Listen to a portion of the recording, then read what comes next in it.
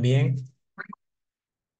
el curso que se va a dictar esta semana es Residencia y Supervisión de Obras Públicas, gracias a la empresa Conciet, que cada semana nos brinda un tema de nuevo de capacitación para nosotros estudiantes, egresados, bachilleres, colegiados y personal que se dedica netamente a lo que es la construcción, ¿no? También estaremos en vivo transmitiéndolo por Facebook Live. Estaré atento a sus preguntas. Al final de la sesión pueden colocar sus preguntas ahí en el mensaje del Zoom, o si bien prenden su micrófono y con gusto les responderé sus dudas, ¿no? Bueno, muchachos, el tema de hoy es residencia y supervisión de obras públicas.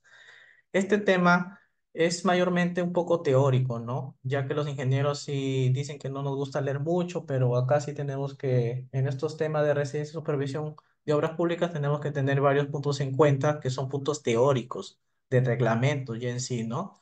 Vamos a hablar un poco del Código Civil, temas concretos relacionados a nuestra carrera, ¿no? También vamos a hablar un poco del Reglamento Nacional de Edificaciones, de la Ley de Contrataciones del Estado, ¿no? Que son puntos que nosotros nos van a defender cuando ejecutemos una obra relacionado con la entidad pública, ¿no?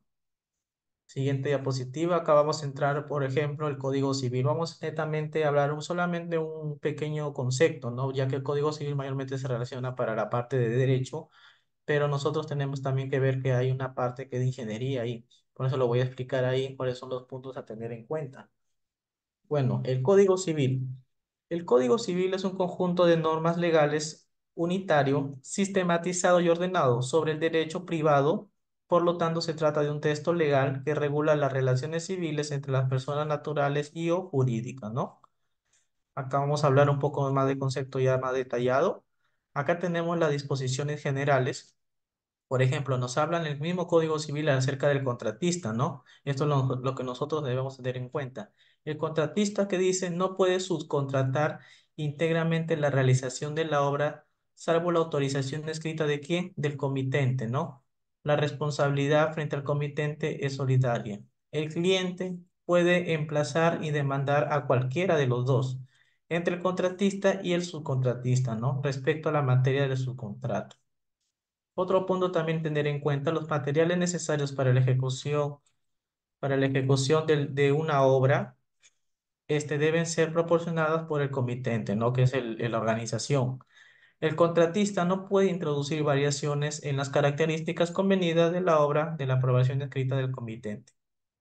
Con respecto a las obligaciones del contratista, al hacer la obra en las formas y plazos convenidos en el contrato, en su defecto, falta pacto en que se acostumbre, ¿no? A dar inmediato aviso al comitente de los defectos del suelo o de la mala calidad de los materiales, ¿no? Claro, el contratista cuando ya una vez ya ganó la obra, tiene que ver todo lo referente a los materiales, al tipo de suelo. A veces el contratista no sabe nada de lo que es ingeniería civil, por eso contrata a un tercero, a un ingeniero civil colegiado, ¿no? Y habilitado para que él le va a informar todos los puntos a tener en cuenta, ¿no?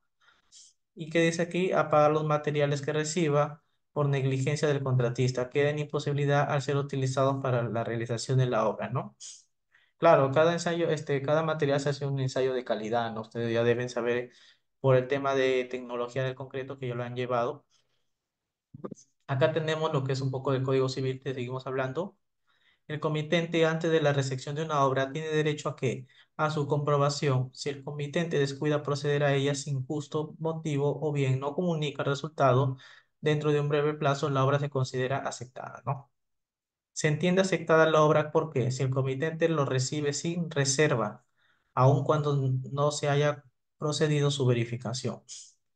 El contratista está obligado a responder por las diversidades y vicios de la obra. ¿Qué son los vicios de la obra? Son vicios, esconden precios, por ejemplo, cuando traen material, no lo apuntan en el cuaderno de obra, cuando piden más acero o más cemento, arena, o sea, todos los materiales y no lo realizan en las valorizaciones. Esos son vicios ocultos. Están ocultando materiales o a veces dicen que se ejecutó una partida y no se ejecutó en la obra, eso también están ocultando ahí, con el fin de recibir más dinero, ¿no? Acciones que se debe realizar el comitente es el cliente, ¿no? Entre los vicios de la obra. El comitente, o sea, el cliente, Puede solicitar a su elección que las diversidades o los vicios de la obra se eliminen a costa del contratista, o bien que la retribución sea disminuida proporcionalmente sin perjuicio del resarcimiento del daño. Si las diversidades o los vicios son tales que hagan inútil la obra para la finalidad convenida, el cliente puede pedir la resolución del contrato y la indemnización, claro, ¿no? El cliente tiene todo derecho de ver, ¿sabes qué? Si no está respetando los puntos para la realización, ejecución de una obra, ¿sabes qué? Yo me hago mi resolución diciendo que yo no quiero seguir, trabajando y muestras todas la relación que como si estuviera defendiéndote, ¿no? Y tú te lavas las manos, ¿no? Como cliente, ¿no? Porque no vas a perjudicar tu imagen por culpa de un contratista que no es ético, ¿no? Pérdida de la obra sin culpa de responsabilidad de ambas partes. Si la obra se pierde sin culpa de las partes, puede ser un caso fortuito o fuerza mayor, el contrato se resuelve de pleno derecho, ¿no? Si los materiales son suministrados por el cliente, el contratista está obligado a devolvérselos. Lo que no hubieran perdido, el cliente no está obligado a pagar la retribución de la parte de la obra no ejecutada, claro, ¿no? Cuando se trate de un contrato por ajuste alzado o suma alzada o por unidad de medida, el contratista debe devolver la retribución proporcional correspondiente a la parte de la obra. Claro, cuando una ejecución, por eso tiene que ver mucho acá los sistemas de contratación. Ustedes ya deben saber que los sistemas de contratación pueden ser o suma alzadas o precios unitarios.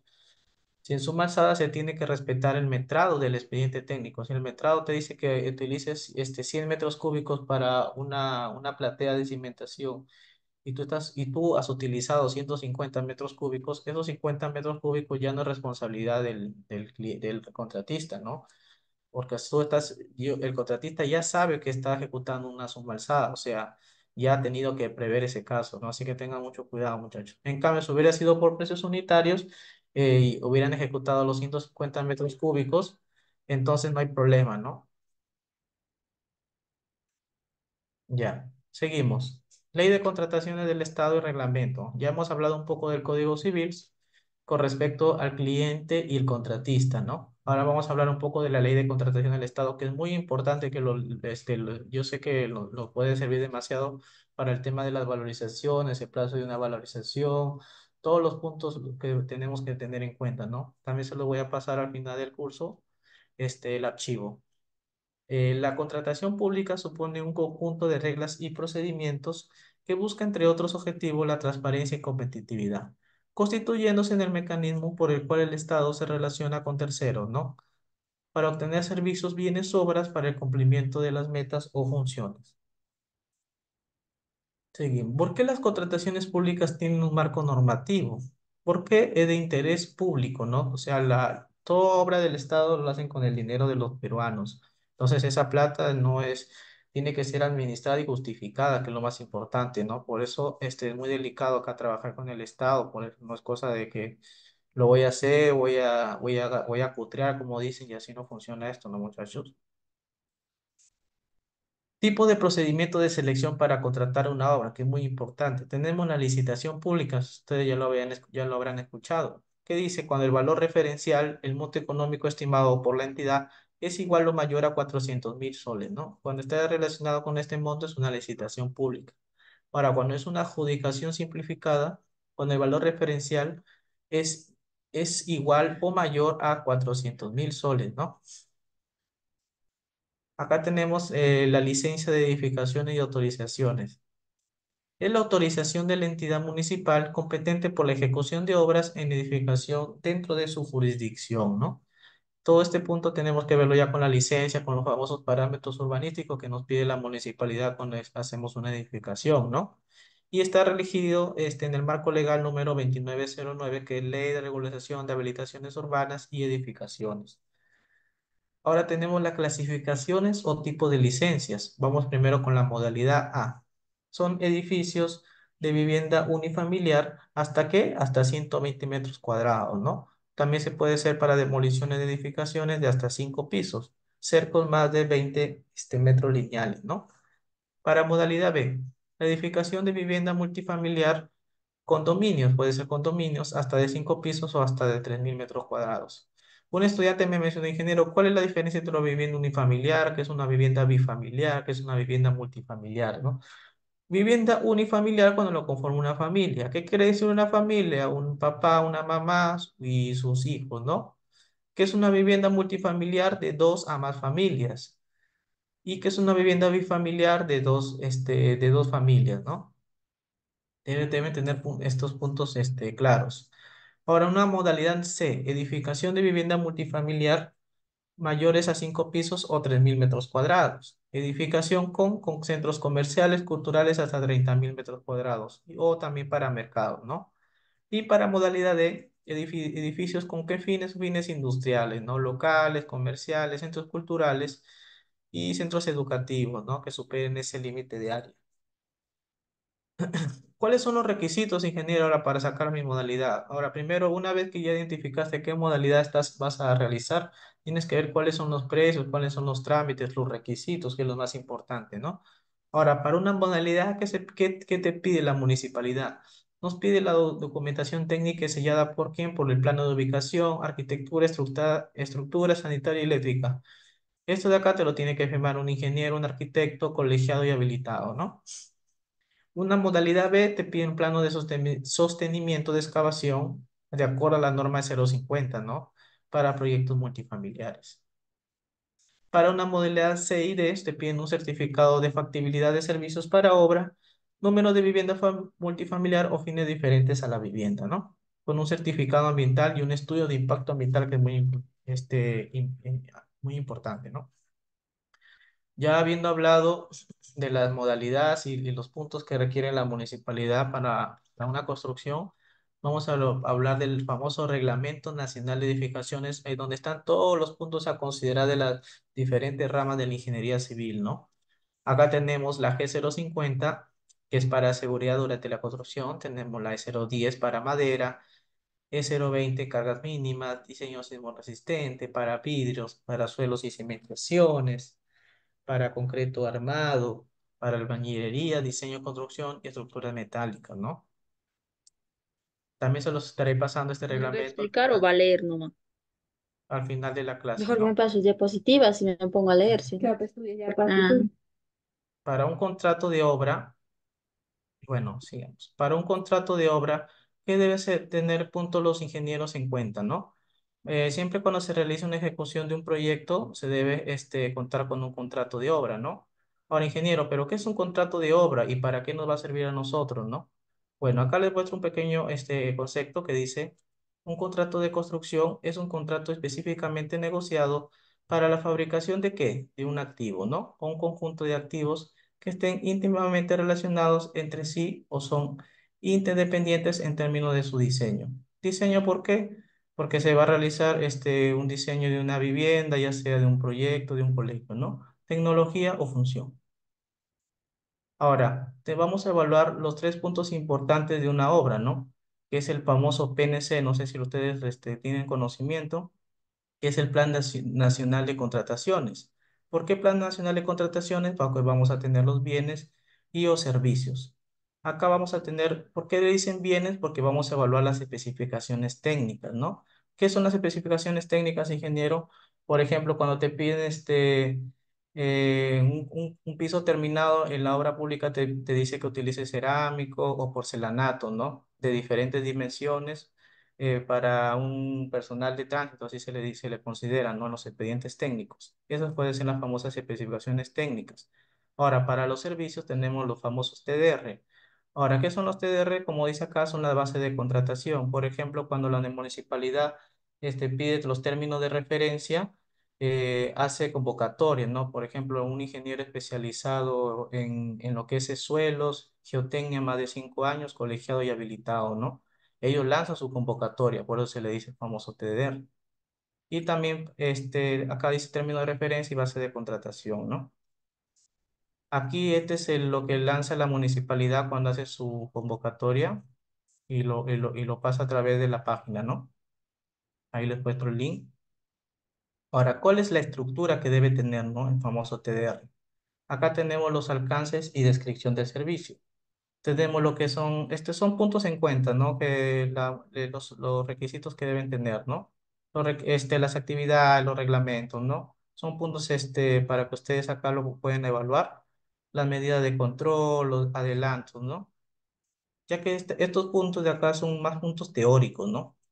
Ahora la estructura tenemos la denominación de la contratación, la finalidad pública y los objetivos, ¿no? Ya sean generales y o específicos. Bueno, ahora un punto también tener en cuenta que siempre me dicen mis estudiantes es las funciones del supervisor y residente ingeniero.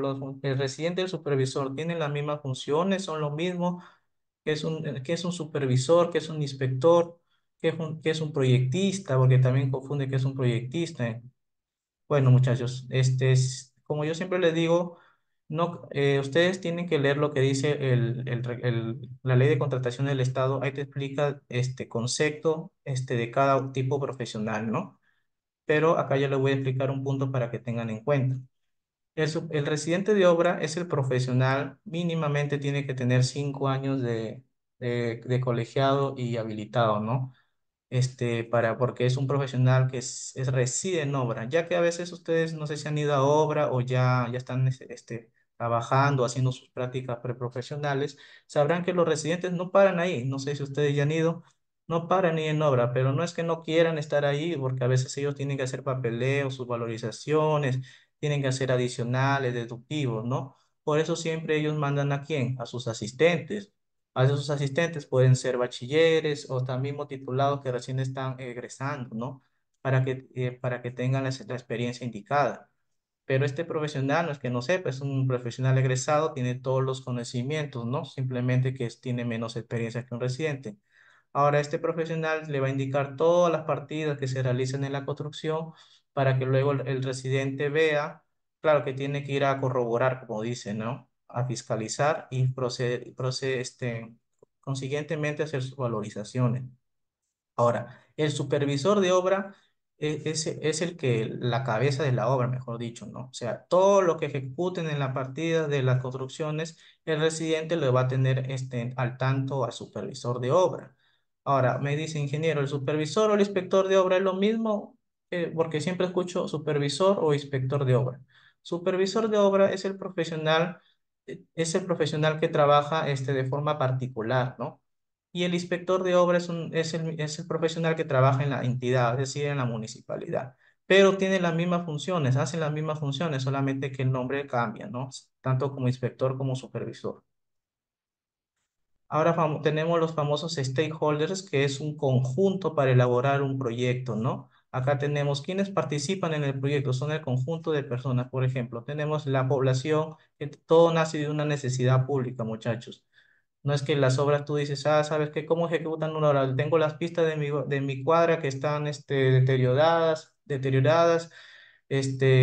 ya como 4 o 5 años y no hay nada. ¿Sabes qué? Vamos a hacer el presidente de la junta, se podría decir, recolectan firmas, se van a la municipalidad, ¿sabes qué? Quisieran que arreglen nuestra cuadra, ya tiene como 10 años y no la arreglan. Ya, pues todo nace de una necesidad. Ahora, esto depende de quién lo aprueba el proyecto, ¿no? Luego, viene acá, ¿quiénes más participan? La Contraloría. La Contraloría es la que fiscaliza todas las partidas que realizan ya sea el contratista y el ingeniero supervisor, ¿no? Por ejemplo, ya acabó la obra, ya acabó la obra, todos felices, nos vamos a casa. Dentro de 3 años ven que las pistas están deteriorándose, hay grietas de ya como 15, 20 centímetros, el asfalto ya ven que hay mucha humedad, entonces no han cumplido con las especificaciones técnicas. Entonces la Contraloría, ¿qué va a hacer? Va a fiscalizar, ¿sabes qué? Va a llamar al ingeniero que estuvo ahí en esa ejecución de ese proyecto y le va a pedir el cuaderno de obra. Ya sabes que el cuaderno de obra están diciendo que utilices acá un pavimento rígido de concreto de 280, por ejemplo, 280 kilogramos sobre centímetros cuadrados, y yo he visto que acá has utilizado un concreto de 185, o sea, no está cumpliendo con las especificaciones técnicas, ¿no? Por eso viene lo que es la Contraloría. Esa es la entidad que se encarga de fiscalizar todas las partidas, porque como les digo, trabajar con el Estado es muy delicado, muchachos. Tiene que cumplir todo lo que dice en el expediente técnico. Ahora, otro punto a tener en cuenta son los planos, ¿no? Todo parte de unos planos. Si los planos están mal hechos, ya se supone que la ejecución no va a ser la adecuada, ¿no? Por eso son los profesionales que tienen que verificar, por eso el expediente técnico. ¿Quién más va a estar en este conjunto? El Ministerio de Salud, el Ministerio de Transporte y el Ministerio de Vivienda, ¿no? Ahora acá les traigo un concepto más formal de lo que es un residente de obra, ya habiéndoles hablado de una parte introductiva, ¿no? Bueno, el residente de obra es un profesional que ya les había dicho, colegiado, habilitado y especializado, designado por el contratista, ¿no?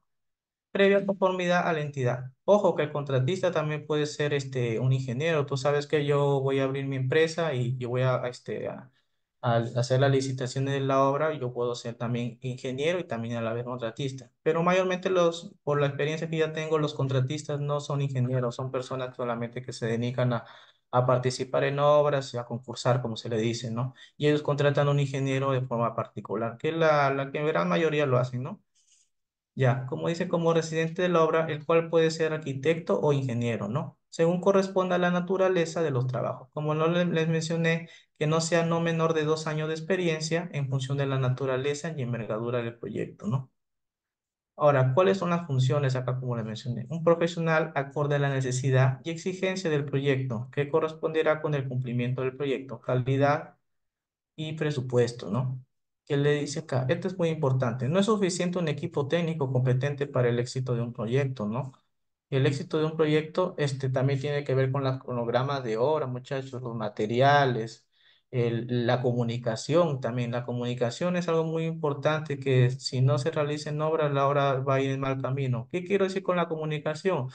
El residente con el supervisor tiene que tener un trato amena, ¿no? Todo lo que pasa en obra se debe comunicar. Nada que yo he visto una partida que han realizado, no le apunté a mi cuaderno de obra, no le he consultado a mi supervisor y ahí pasan ahí los problemas, ¿no? Las discusiones.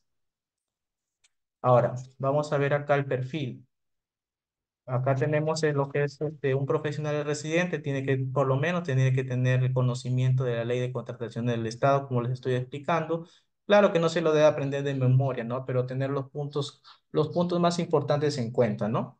Los conocimientos técnicos, ya que ha sido estudiante y ha estudiado 5, 6, 7 años de acuerdo a su carrera y tiene los conocimientos técnicos y sólidos, ¿no? Y una buena planificación y los soft skills, ¿no? Es que trabajo en equipo, ¿no? Las habilidades blandas, como se le dice. Porque habilidades blandas es saber trabajar en equipo, ¿no? Tener un buen trato con el personal. O sea, está bien que a veces el personal, no sé si ustedes tienen un poco de experiencia en obra, la mayoría del personal, me refiero a los maestros, los operarios, los oficiales, tienen otro tipo de educación, ¿no? No son personas que, si bien es cierto, no han estudiado, pero tienen un conocimiento empírico, ¿no? Y no por eso no quiere decir que no sepa, son muy buenos técnicos, operarios, ¿no? Pero a veces ellos, como la experiencia que ellos tienen, siempre quieren tener la razón y así no funciona, pues muchachos. Para eso hay un profesional que está a cargo de la obra, por eso es el residente. Sabe que este maestro de obra usted puede tener mucha razón, pero se puede hablar luego con el supervisor, pero por el momento hay un plano y ese plano se respeta, ¿no? Ahora, si hay cosas que en el plano no cuadran, porque a mí me ha pasado que yo estuve trabajando y el plano decía que en la parte de electricidad, que vean un ensayo de pozo a tierra que estaban haciendo, un tema con el electricista que había, ¿no? Y no querían evaluarlo porque ese es un pago extra que no estaba en el expediente técnico, por eso tenía que hacer porque era un campo deportivo, ¿no? Por eso te digo, todos los puntos se tienen que evaluar, por eso se le dice habilidades blandas. Ahora, como le dije acá, ya les había mencionado la palabra expediente técnico, ¿no? El expediente técnico es lo que va a conformar ¿qué?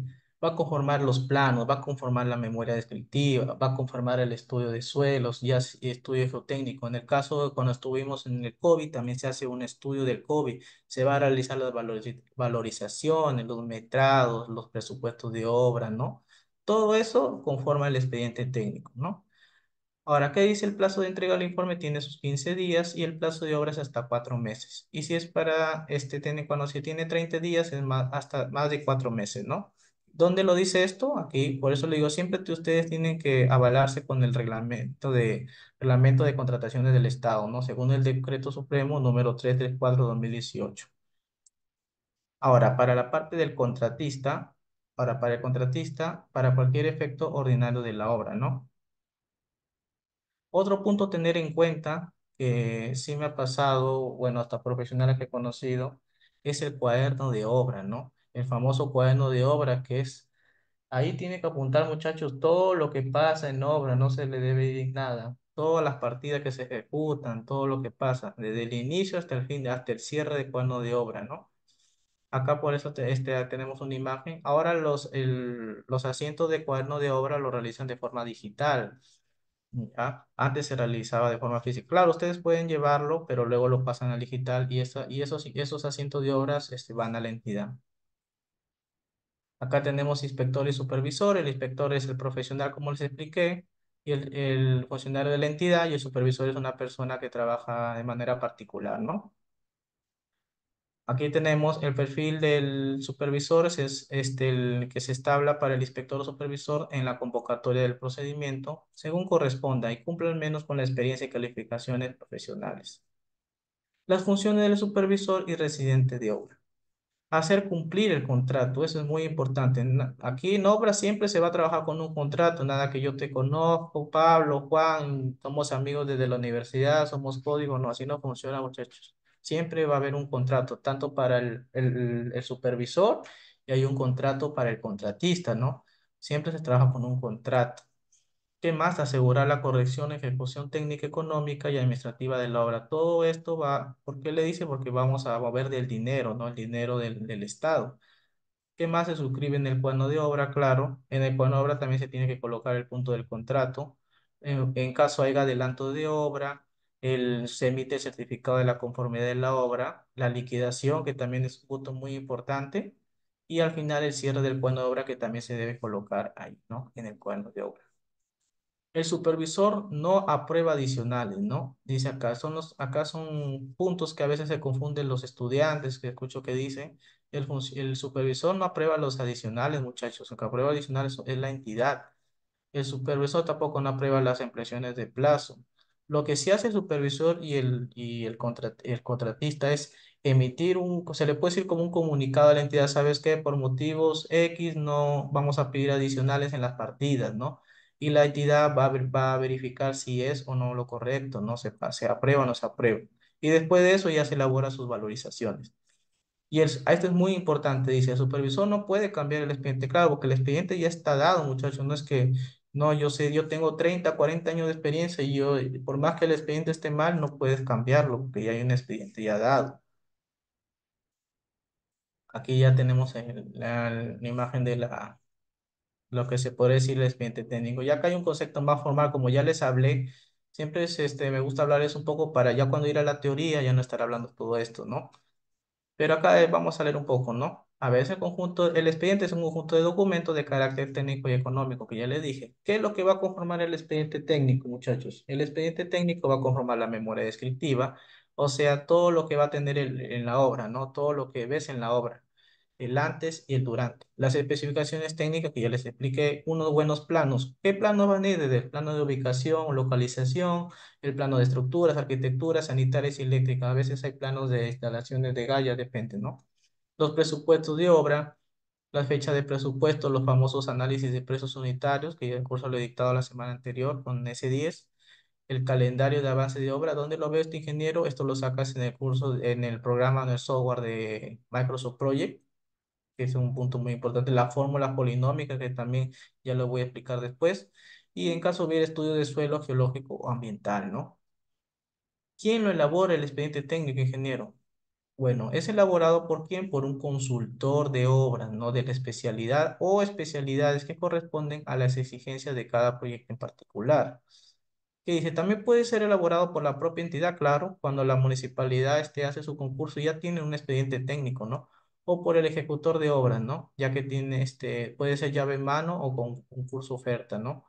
Concurso oferta cuando la empresa que participan llega a ganar la licitación, y llave en mano es cuando la entidad, la empresa, desde que inicia la obra hasta el final de la obra, es el que se encarga de la construcción, ¿no? Bueno, ahora vamos a hablar un poco, siempre es bueno hablar con los artículos, ¿no? Por eso les mencioné del Código Civil, de la Ley de Contrataciones del Estado, ¿no? Que es muy importante. El artículo 10 del reglamento de la Ley de Contrataciones del Estado dispone que Para la ejecución de una obra es necesario contar con que con un expediente técnico, lo cual se debe adjuntarse al expediente de contratación, debido a que normalmente el expediente técnico es elaborado y aprobado con anterioridad a la contratación o ejecución de la obra, ¿no?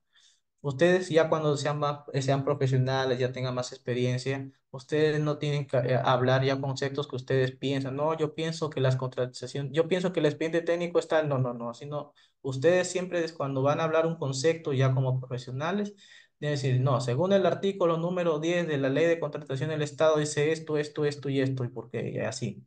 Porque lo que manda es el reglamento, pues muchachos, no lo que ustedes digan, lo que ustedes piensen, o yo pienso que eso es así y el reglamento esté mal, no, así no funciona. Por eso es que este curso de residencia y supervisión de obra pública se basa en más lo que es estas normas, ¿no?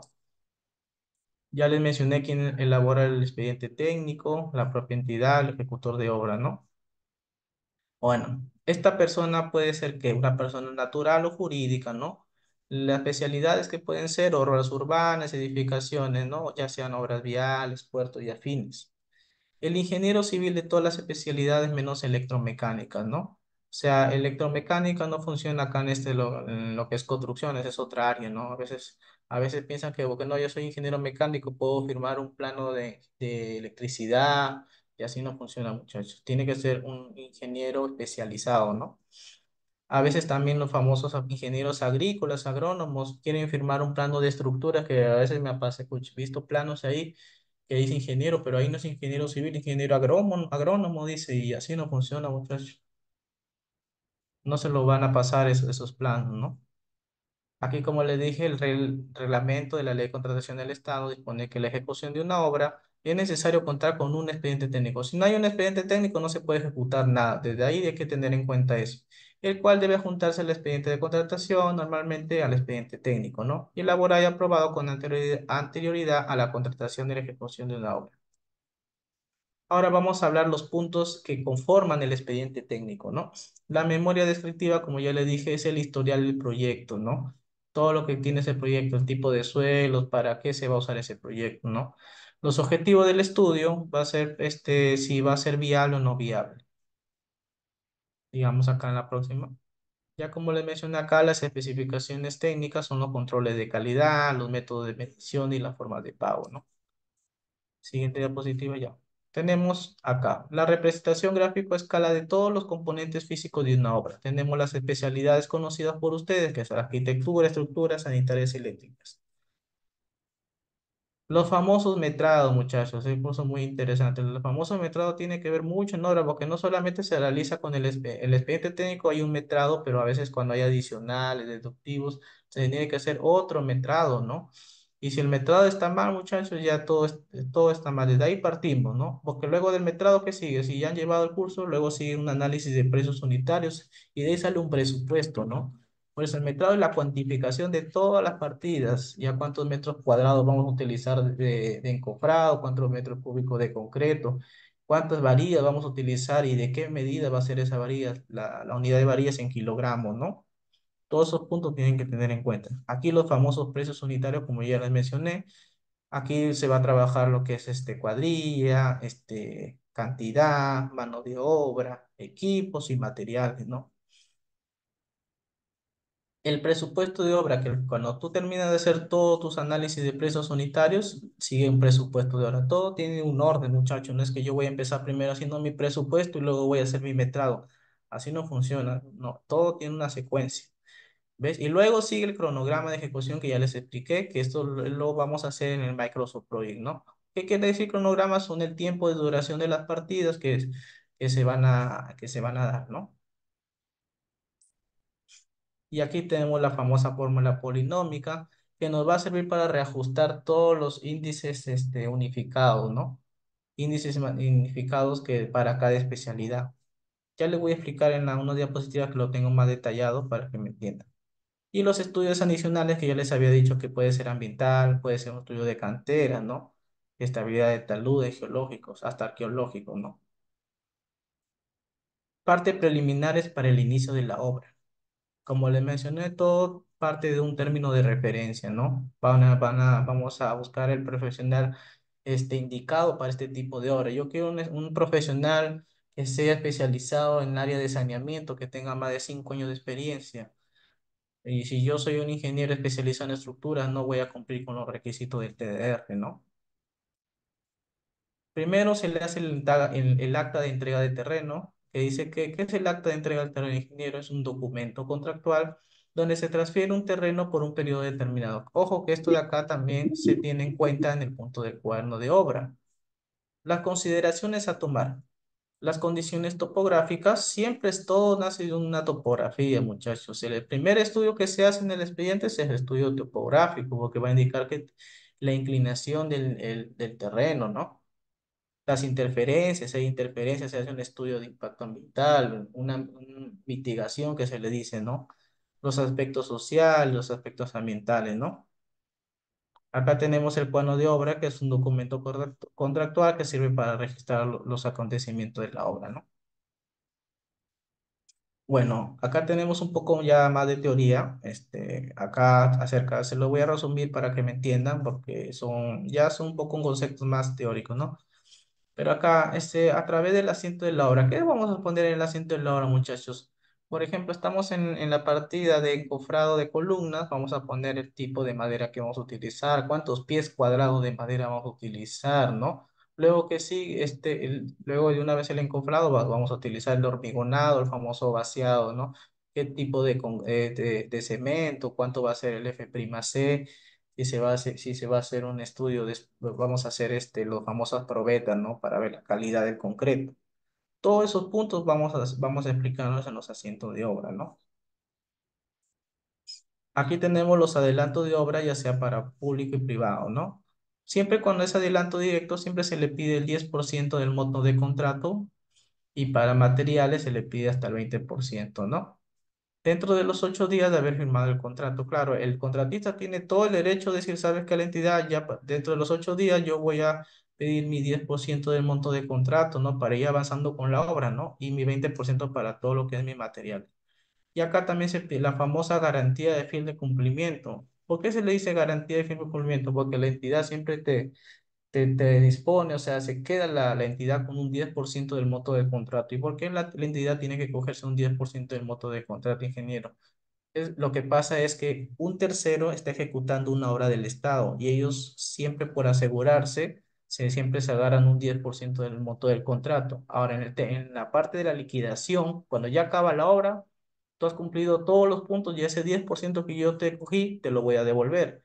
Es como una garantía, ¿no? Ustedes cuando van a alquilar una vivienda siempre les piden una garantía de 2, 3 meses, ¿no? Es lo mismo acá como funciona, muchachos. Es una garantía del fin cumplimiento. Ahora, ¿y por qué hay una garantía, ingeniero? Porque a veces, lamentablemente en el Perú, los contratistas tienen la costumbre de, ya, voy a ganar una obra, me van a dar mi 10% del monto de contrato y me desaparezco. Y al final, sí, así pasa, muchachos, ¿no? Se agarran el dinero del Estado, aparte que sí saben en qué va a acabar, ¿no? Va a acabar fácil, lo inhabilitan, hasta lo puede ir a prisión, ¿no? Por eso es que la entidad se asegura con un 10% del monto de contrato. Eso mayormente lo ven en el tema de las valorizaciones. Bueno, siguiente diapositiva. Acá tenemos los famosos avances de obra, que es el reporte en el cual se presenta de manera periódica, ¿no? Son los avances ya sea semanales, quincenales, mensuales, ¿no? Y los avances físicos, la comparación de los volúmenes de la obra respecto a lo proyectado, ¿no? Ustedes tienen que ver el tiempo con la partida. ¿Cómo sé cuánto va a durar una partida? A ver si ustedes han llevado el curso de cronogramas de obras, ustedes fácilmente dividen. Yo tengo mi partida de 200 metros cuadrados de encofrado, por ejemplo. ¿Cuánto va a durar esa partida? Ustedes como ingenieros residentes ya deben saber. El tiempo se divide entre el metrado. Ya tengo mi metrado. ¿En qué lo divide, ingeniero? Entre mi rendimiento. ¿De dónde saco el rendimiento? De mis análisis de precios unitarios. Divides y te va a salir cuántos días va a durar esa partida. Ustedes ya tienen ya planificado cuánto valora esa partida, porque a veces también el personal, el técnico, los maestros, como son hombres ya de experiencia, yo sé que esta partida lo puedo hacer en 3 días, pero no, el ingeniero no sabe mucho, porque lo veo que es nuevo, así se aprovecha, así hablan muchachos, ¿no? Cuando nos ven jóvenes, yo lo voy a hacer en 6 días. ¿Por qué lo hacen en más tiempo? Porque ellos ganan por día, pues muchachos, ellos ganan por día. Y es por eso que ustedes deben tener un conocimiento, ¿no? Acá tenemos lo que es avance económico y o financiero, que es la comparación del monto valorizable respecto al presupuesto a un determinado tiempo dentro de la obra, ¿no? Acá tenemos una imagen de lo que es un avance de los que es metrados y valorizaciones. Ya le voy a pasar este terminando la sesión para que lo vean con detenimiento, ¿no? Porque este más curso es más teórico. Y acá tenemos una imagen de la curva S, no sé si han escuchado, que es el avance físico de una obra no es igual al avance económico, ¿no? Acá vamos a ver lo ejecutado con lo proyectado, ¿no? Cuando ustedes realizan sus valorizaciones en la curva S, nos va a indicar cómo vamos en el tiempo de ejecución de la obra, si estamos atrasados, si estamos en el término normal, incluso a veces hasta estamos adelantados, ¿no? Y eso es mejor, ¿no? Estamos optimizando tiempo, que es lo más importante. A ver, acá esto es lo que le dije de la curva S, ¿no? Lo que es avance programado y avance ejecutado. Ahora un concepto más formal para que ustedes tengan en cuenta. El avance programado se refiere al plano cronograma establecido previamente para la ejecución de una obra, ¿no? Es el porcentaje teórico de avance que se esperaba haber alcanzado en un determinado momento, ¿no? O sea, ya este programado, ya según el expediente técnico, esta obra va a durar 5 meses, ¿no? Ahora, ¿cómo vamos con el ejecutado? Si estamos yendo bien, mal, nos estamos demorando mucho. O si el avance ejecutado, por otro lado, se refiere al progreso, ¿no? El progreso real de la obra. O sea, una cosa es el papel y otra cosa es la práctica, mejor dicho, ¿no?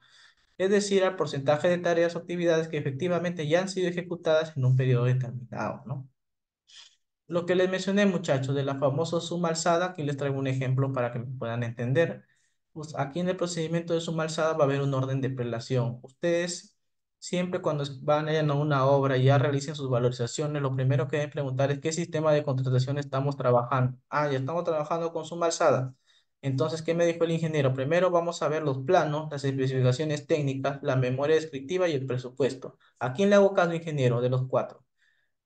No es que, no, como le dije a un estudiante, no es que a quien le hagas caso, simplemente tienes que, por el grado de primer orden, tienes que primero mirar los planos. ¿Cómo es eso, ingeniero? Acá les tengo un ejemplo. Tenemos la partida de encofrado y desencofrado. Mi metrado del contratado de mi expediente técnico dice que son 100 metros cuadrados. Ay, ok. Pero yo he ejecutado 80 metros cuadrados, ingeniero. Entonces, ¿cuánto voy a valorizar? ¿Los 100 o los 80? Si estás en suma alzada, ¿qué les dije? Que tienen que respetar el metrado del expediente técnico. Entonces, vamos a meter a 100 metros cuadrados. Por lo tanto, no hay deductivo, ¿no? Ahora, en concreto, igual, yo en el expediente técnico hay 200 metros cúbicos, pero en el ejecutado yo he hecho 250, me pasé, ingeniero. ¿Qué voy a valorizar? ¿Los 200 o los 250? Lamentablemente, como estás en suma alzada, tienes que respetar el metrado del expediente técnico. Entonces, vamos a valorizar los 200 metros cúbicos. Por lo tanto, hay mayores metrados. Cuando ya haces de más, hay mayores metrados. Acá les traigo un ejemplo más para que ya les quede claro. Se tiene una obra de una posta de salud a suma alzada. En los planos que indican que los pisos sean de terrazo pulido, ok. En las especificaciones me indica que los pisos sean de cerámico. En la memoria descriptiva se menciona que los pisos sean de losetas vinílicas. Y finalmente en los presupuestos la partida establece que los pisos sean de loseta veneciana. ¿A quién le hago caso, ingeniero? Aquí es la gran confusión que los profesionales. Ahora nosotros decimos, de acuerdo con la prelación que ya les expliqué, establecida en el reglamento del contratista, se ejecutará que los pisos de terrazo pulido y se cobrará como una loseta veneciana. O sea, mejor dicho, en los planos tienen que respetar. Vamos a usar el terrazo pulido, ¿no? Aquí tenemos la partida del terrazo pulido, son 200 metros cuadrados. Estamos haciendo 5 valorizaciones. En la valo número uno, 20 metros cuadrados. En la valo número 2, 50. En la valo número 3, 80. Y en la valo número 4, 40. Ahora, ¿qué soluciones vamos a dar acá, muchachos? Dice, el metrado de la evaluación 5 es 10 metros cuadrados. ¿Qué pasa si le pongo yo 10 metros cuadrados? Fácil, este metrado se completa y llegamos a los 200 metros cuadrados. O sea, no nos complicamos nada y todo está conforme. En el metrado de la valoración 5, si usamos solamente 5 metrados, ¿qué pasa, ingeniero? Con este metrado se llegaría a valorizar ¿cuánto? 195 metros cuadrados, pero se valorizan que los otros 5 para completar los 200 metros cuadrados. Ahora, si yo le coloco los 15 metros cuadrados en la valo 3, este metrado se llegaría a valorizar ¿cuánto? 205 metros cuadrados, pero se valorizan que solo los 10 metros cuadrados, ¿no? Ahora, para precios unitarios es muy diferente, muchachos. ¿Qué dice? Aplicable cuando no se puede conocer con exactitud. Claro, por eso. Acá no es que digo, no es una suma alzada, yo sé aproximadamente cuántos metros cuadrados voy a utilizar, cuántos metros cúbicos. Yo tengo más de 10 años de experiencia, así no funciona. Mayormente esto del precios unitarios se utiliza en lo que es área de saneamiento, carreteras, obras viales, porque son obras de gran envergadura, ¿no? Y es muy complicado. Por más tantas experiencias que tú tengas en obra, no llegas a la cifra exacta, ¿no? Por ejemplo, acá tenemos lo mismo, para encofrar encofrado, tengo 100 metros cuadrados y mi metraje ejecutado fue 80. Ahora, ingeniero, aquí, ¿cómo valorizo esto? ¿Cuál valorizo? ¿Los 100 o los 80? Como estás en precios unitarios, tienes que valorizar lo que has ejecutado. Entonces, yo he ejecutado 80, entonces coloca tus 80, pues. Así como en concreto, dice mi expediente técnico 200 metros cúbicos y he ejecutado 250. ¿Cuál voy a valorizar? Los mis 250 metros cúbicos, ¿no? Aquí está un concepto más definido ya para que ya les quede bien claro. El postor formulará su propuesta ofertando precios unitarios de cada una de las partidas del presupuesto que la entidad proporcione en sus bases, ¿no? Se valoriza y se relaciona la ejecución real por un determinado plazo de ejecución. Y se aplica donde hay grandes movimientos de tierra, como les había dicho, ¿no? Carreteras, saneamiento, canales, presas, túneles, ¿no? ¿Y cómo es el orden de prelación en acá, ingeniero? Vamos a traer este ejemplo ya para terminar este punto. En los planos indica que el asfalto es de 1 pulgada de espesor. En las especificaciones técnicas indica que el asfalto es de 1,5. En la memoria descriptiva se menciona que el asfalto es de 2 pulgadas. Y finalmente en los presupuestos establece que el pavimento es de media pulgada. ¿Cómo le pagamos al contratista, ingeniero? ¿Cómo le pagamos? ¿A quién le hago caso? ¿Los planos, a las especificaciones técnicas? Aquí ya no funciona como suma alzada. ¿Qué dice acá? En ese sistema no existe orden de prelación. Tengan en cuenta este punto. No existe. Lo recomendable es hacer la consulta aquí al proyectista. ¿Quién es el proyectista? Es el profesional que se encarga de elaborar el plano, ¿no? El diseño del plano, el consultor o el consultor de obra, para que determine lo que corresponde, ¿no? Ve cómo es muy diferente tener en cuenta acá los sistemas de contratación, ¿no? Acá tenemos los metrados, las valorizaciones. ¿Para qué se le podría dar acá una valorización número 7 a diferencia del ejemplo anterior?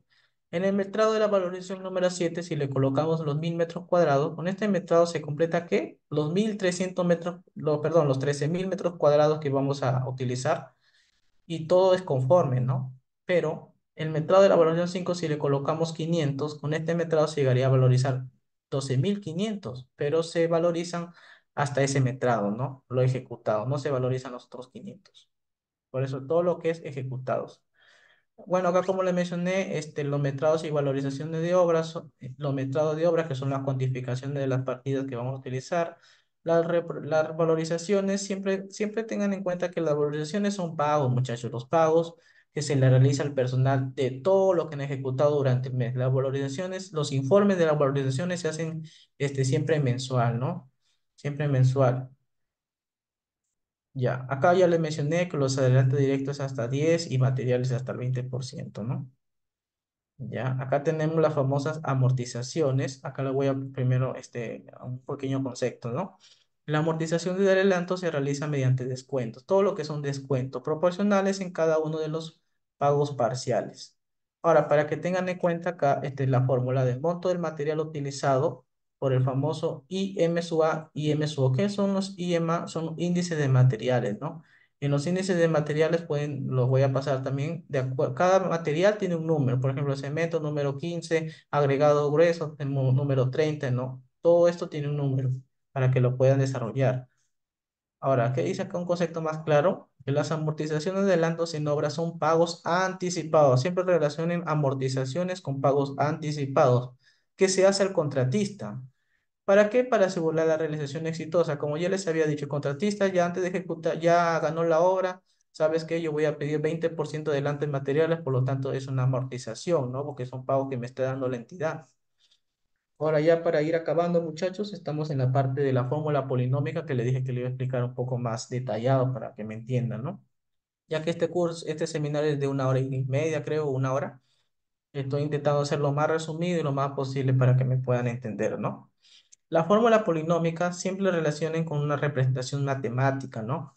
Aquí tenemos lo que vamos a utilizar, lo que es el presupuesto, y está constituida por la suma de términos. ¿Cómo lo relaciono yo la fórmula polinómica, ingeniero? Con una mano de obra. los equipos, los materiales o la utilidad, ¿no? Aquí vamos a poner, aquí está más detallado, muchachos, la fórmula polinómica. Esto es lo que deben tener ustedes en cuenta antes de saber, antes de ejecutar una fórmula polinómica, porque hasta ahorita he conocido casos de profesionales que me han pasado fórmulas polinómicas de un proyecto y la verdad que están muy deficientes, no cumplen con los parámetros que nos indica el reglamento, ¿no? Que ya les voy a decir cuáles son los parámetros. Primero ustedes deben saber que todo presupuesto debe tener una fórmula polinómica. Si ustedes ven un presupuesto de cualquier obra, de cualquier magnitud, si sea la más pequeña que hayan visto, no es un presupuesto. Desde ahí, no. Todo tiene que tener una fórmula polinómica. ¿Por qué? Porque servirá para que hacer los reajustes, ¿no? Los reajustes del presupuesto en el tiempo. Los reajustes van cambiando, ¿no? En el diario El Peruano ustedes pueden descargarlo ahí, entrar a la página, perdón, y ver cada mes y medio se va actualizando lo que es los reajustes, ¿no? De cada material. La fórmula contiene muchas variables que son los recursos. Aquí lo voy a explicar. La K que es ingeniero, el famoso coeficiente de reajuste. Vamos a buscarlo ahora los numeradores. Aquí estamos. La J, la M y la G sub.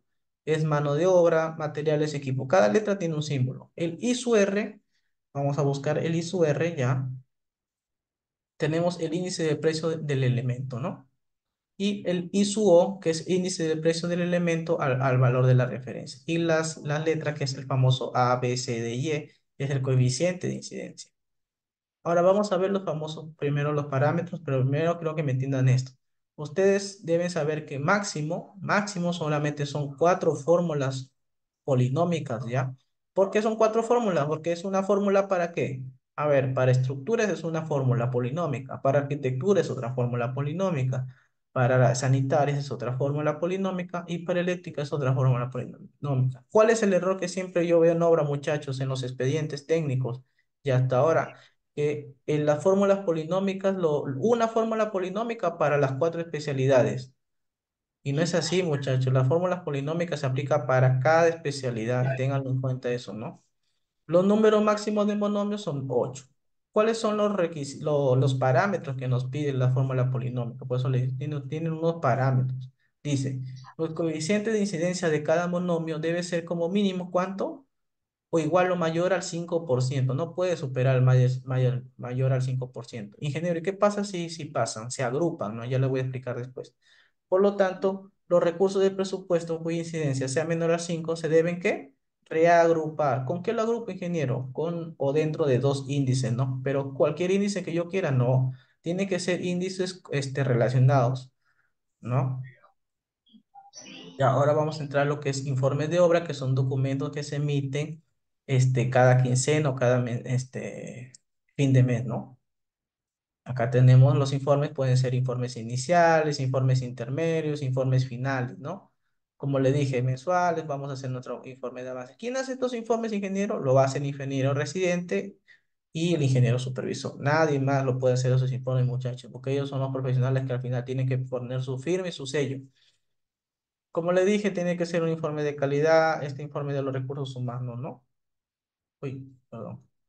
Aquí otra vez nos muestra el avance programado y ejecutado de la forma S, también cómo va su obra durante esos 15 días, esos 20 tipos. A veces hacen informes también con los equipos usados, las partidas ejecutadas, todo eso se pone en un informe.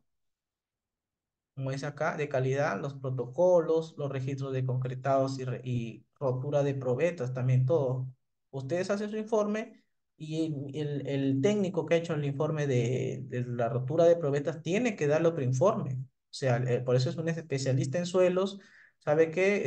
Me ha hecho un estudio de rotura de probetas en su laboratorio, que fácil tiene que estar registrado en INACAL, que es el Instituto Nacional de Calidad. Usted me tiene que otorgar ese informe y el supervisor tiene que adjuntarlo al informe, ¿no? A ver, sigamos acá. Tenemos también un informe de seguridad y medio ambiente. ¿Quién lo puede hacer este ingeniero? ¿El residente supervisor? ¿Quién lo hace? Un ingeniero especializado en qué? O arquitecto también, ¿no? Especializado en SOMA. ¿Qué es el SOMA? Seguridad de salud ocupacional y medio ambiente.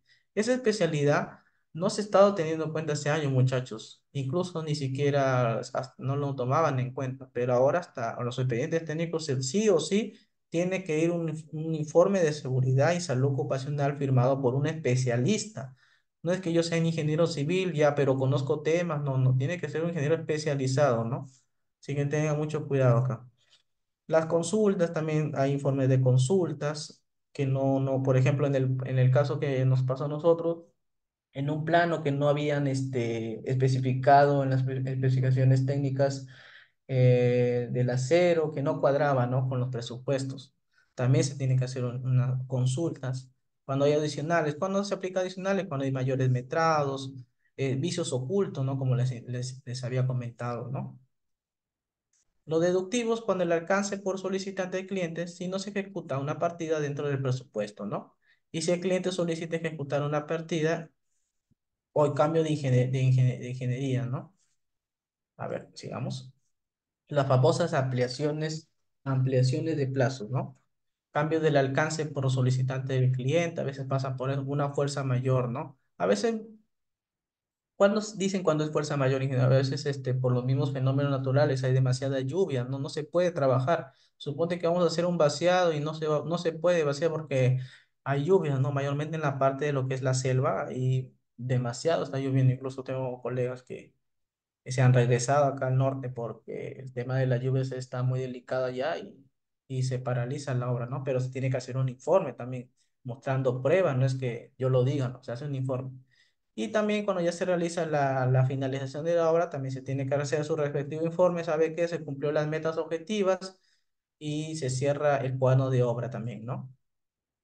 Acá tenemos lo que son gestión del alcance y gestión del tiempo, ¿no? Son 6 puntos a considerar: la planificación, que es parte muy importante de un proyecto; requisitos, definir el alcance y la estructura del EDT, ¿no? El control del avance y la validación. Bueno, acá son puntos a tener en cuenta, ¿no? De un pequeño concepto acá de planificar. Planificar quiere decir tener en cuenta todos los puntos de una obra, ¿no? Recopilar los requisitos, acaso todo lo que tenemos que tener en cuenta en un proyecto y definir el alcance de desarrollar una descripción detallada, ¿no? Si hay un riesgo, para qué tipo de obra se va a ejecutar, ¿no? Acá para la estructura de un desglose de un EDT, esto mayormente del EDT se le dice al orden de las partidas, ¿no? Por ejemplo, estructuras 1.01, cimientos corridos, 1.02 y la subpartida, eso se le dice el famoso EDT. Eso se utiliza más en el curso de cronograma de obra, para que tengan un concepto claro. Ahora, con respecto al tiempo, tenemos definición de actividades que se van a hacer, las establecimientos de secuencias de actividades, la estimación de recursos de actividades y la estimación de duración de actividades, ¿no? Y una parte muy importante que nosotros tenemos que tener en cuenta, muchachos, es el tiempo, ¿no? El tiempo de una obra, que es muy importante, por eso se hace un cronograma de obras, por algo se hace un cronograma de obras. Ahora, para gestionar, con respecto a recursos, tenemos desarrollar un equipo del proyecto, adquirir los recursos, el equipo del proyecto. Y acá mayormente se refiere ya a lo que son instalaciones, equipos, materiales, ¿no? La programación de obra, como ya les había comentado, es el tiempo de ejecución de una partida. El famoso diagrama de Gantt, que es una herramienta que se utiliza ¿para qué? Para planificar los proyectos y se representa gráficamente a través de barras, ¿no?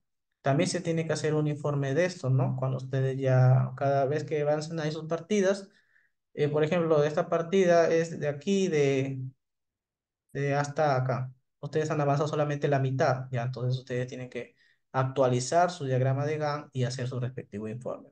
Por eso se le dice programación de obras, ¿no? Y eso ha sido todo, muchachos, por mi cuenta. Espero me hayan entendido. Sé que el curso es un poco teórico, lamentablemente es así, porque ya son cursos ya de campo, mejor dicho, ya no son cursos de números. Cualquier duda que tengan, me lo escriben a los comentarios. También estoy viendo acá en la parte del Facebook Live. Si tienen alguna pregunta, también estoy mirando acá. A ver, espérense para ver.